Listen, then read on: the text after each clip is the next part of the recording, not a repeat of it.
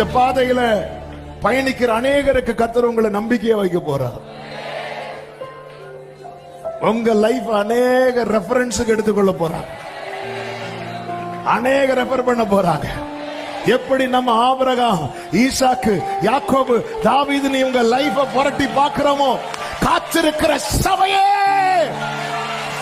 இயேசுவின் நாமத்தில் இந்த வார்த்தையை சிலரோடு கத்த தீர்க்க தரிசனமாய் பேசுகிறோம். உன் லைஃப் அநேகர் புரட்டி பார்க்க போறாங்க.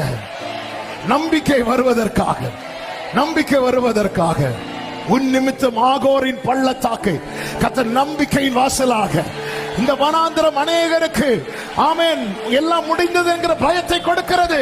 ஆனா உன் நிமித்தம் வாழ்வு உண்டுங்கிற நம்பிக்கை கொடுக்கப்பட போகிறது.